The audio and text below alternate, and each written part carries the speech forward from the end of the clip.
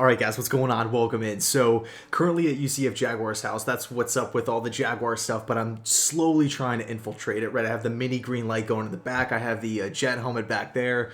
But look, Joe Douglas hit an absolute home run yesterday in the draft. Zach Wilson at 2, trading up, selecting Elijah Vera Tucker, who's going to come in and be an absolute monster at the left guard position, lining right next to Mekhi Becton. Are you kidding me? Are you kidding? I thought Elijah Vera Tucker was completely out of the realm of possibility. So I wanted to take a look at the second round, right? As we all know, we own that 34th overall pick. It's such a valuable draft selection here.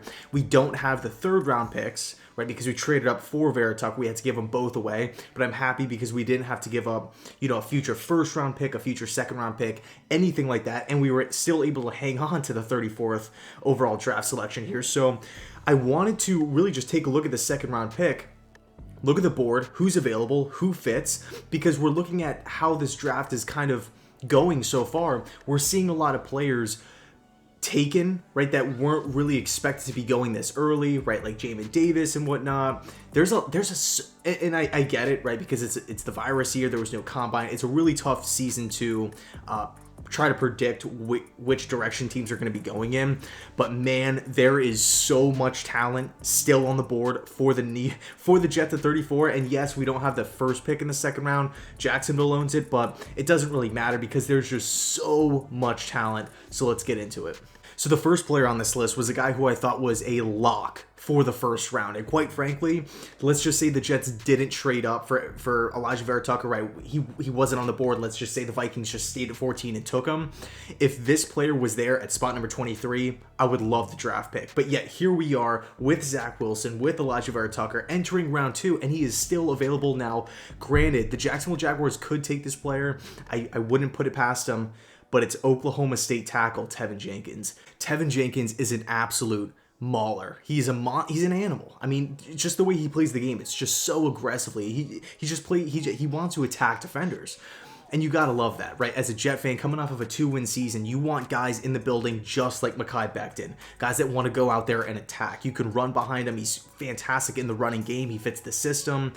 We've heard a report that the New York Jets and Joe Douglas they love Tevin Jenkins, so I would not be surprised if Tevin's the pick here.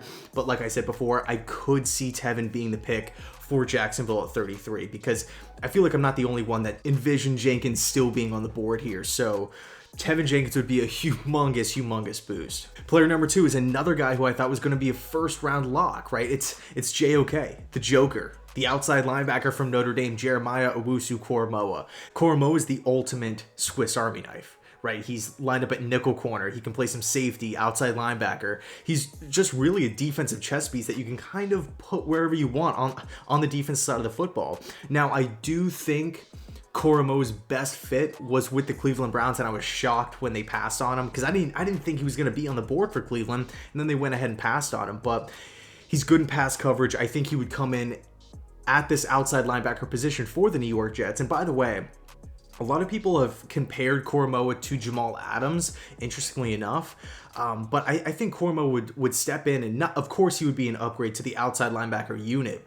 But at the end of the day, you're getting a young building block with a high upside that's great in pass coverage. That's what you need in a 4-3 outside linebacker, guys who can drop back and cover. We don't really need these like blitz artists, these pass rushing, masters, much like we did with a Rex Ryan style of system, a Todd Bowles, a Greg Williams in the 3-4, where your outside linebackers have got to get after the passer. In the 4-3, it's a little bit different. It's more so, can you stop the run at the second level? Can you drop back in pass coverage? Koramoah can do both of those things. Player number 3, a guy who I thought was a perfect fit for the Green Bay Packers at the bottom of the first round here. It's Elijah Moore, wide receiver from Ole Miss. One of, if not the best slot wide receiver in the draft. You can make an argument for Kadarius Toney. I actually prefer Toney, but a lot of people have Eli Moore as that top slot guy. I mean, just his footwork at the line of scrimmage is fantastic. His get off is great. He's shifty in open space. He fits the system.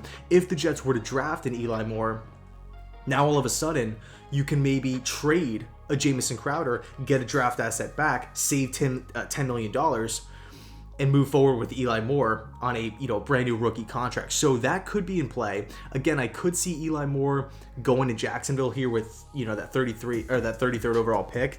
But I feel like Eli Moore is an intriguing option nonetheless, because he would just add that extra element to the New York Jets offense, and it makes Crowder expendable. So let me know your thoughts down below on Eli Moore. It's definitely an interesting one for sure.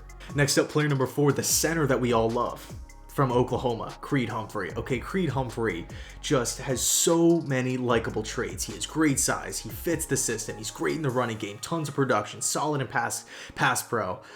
Gets to the second level really well. He moves well in open space. He's quick feet. I think, and by the way, he would be coming in at a huge position of need. Now, we have heard those reports that the Jets might want to move forward with McGovern at center, and they feel good with the new system, or the new zone blocking attack coming in for McGovern's skill set. And that's completely fair, because you look at where Connor McGovern had success in Denver, it was in that a similar style of scheme under Scangarello. So I'm looking at Creed Humphrey here at 34. Not only would we be getting younger and cheaper at the position, but I personally think it would be an upgrade as well. Plus, Creed Humphrey hasn't reached his ceiling. I think Connor McGovern has we've seen the best of McGovern in the past, whether you want to talk about Denver or wherever. I think Creed Humphrey still has so much room to grow, and that's what makes him so exciting as a prospect.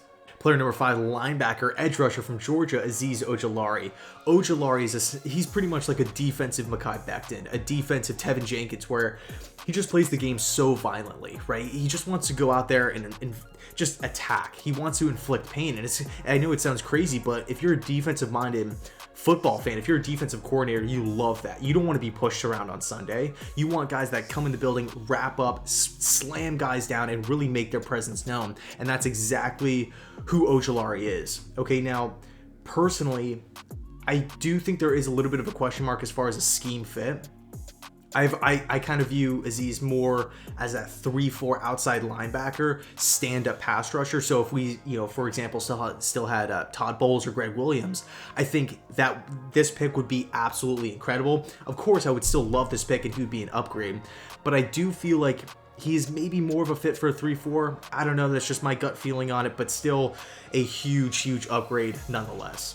Next up, one of my favorite players in the entire draft, cornerback from Kentucky, Kelvin Joseph. A solid outside corner that has had production in man and zone coverage. He's confident, he's aggressive, he can wrap up, he challenges wide receivers, he's not going to back down, he's good in the running game. He might be a little bit of a reach here with like the early 30s pick, because he's kind of being talked about going in the 40s, 50s, I don't want to say 60s, but 40s and 50s.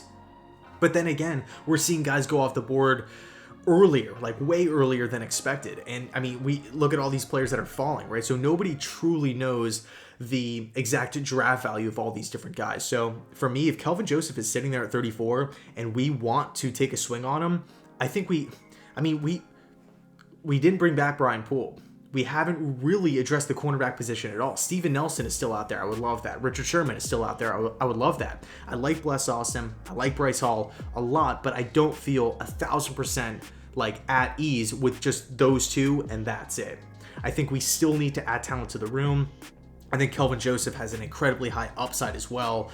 So, man, and I think, by the way, Robert Saleh has that reputation of just bringing the best out of his cornerbacks, right? You want to talk about in San Francisco, you look at the cornerback play, it just seemed like guys were just stepping up. Somebody goes down with an injury, the next man up comes out there and does pretty well. They're not turning into top 5 guys like Jalen Ramsey, but they can hold their own out there. And I really like Kelvin Joseph's attitude, his mentality on how he really plays the game. Next up, another one of my favorite players here, tight end for Penn State, Pat Friarmuth. Okay, now I could see Pat going off the board at spot number 33 to Jacksonville because they desperately need a tight end. So it's possible, right? It's possible that he won't be there. But when you watch Friarmuth play, let's say he slips past Jacksonville, when you watch Friarmuth play at Penn State, he's just a guy that you want to play with, right? You want to rally behind him. He's not afraid of contact. He will challenge any defender, linebacker, safety, corner. He will lower the shoulder. He's not going to step out of bounds. He's not going to fall down. He's not going to drop passes. No, he comes up. He was a pivotal piece in the Penn State offense. I mean, great hands, great red zone threat. He's good yards after the catch. You look at Mike LaFleur's offensive system. coming in and the importance of that receiving tight end position. George Kittle, San Francisco, they had that. Sean McVay with the LA Rams, they have that. I mean, look at all the years of production in that Rams offense from the tight end position. I would say right now the Jets tight end room is solid. It's not great, right? We added Tyler Kroft, awesome. Chris Herndon, it's kind of a roll of the dice. I mean, Ryan Griffin, not really too sold. I don't really think any of those guys strike fear in a defensive coordinator out there. So I think Pat Friarmuth will. And that's why I feel like he could possibly be in play here for the Jets at 34. Next up, center from Alabama, a fan favorite, Landon Dickerson. Okay, just a mauler, great in the running game, tons of production at Alabama. This is a guy right now who I feel like would come in and be an upgrade over Connor McGovern, but I do feel like there is maybe that system fit question. I do feel like maybe Creed Humphrey's more built for the zone blocking attack, where Dickerson is more power oriented, right? More of a fit for a power running attack. But nonetheless, I still really like Dickerson nonetheless. And I feel like if he is the pick here at 34, the Jets would obviously have a plan for him, especially if Creed is still on the board and they're still rolling with Landon here. I like him. I mean, you just type in Landon Dickerson on YouTube highlights. Some of the plays that you see is crazy. Just him mowing down people. High praise from all of the Alabama teammates. Dickerson is very, very intriguing.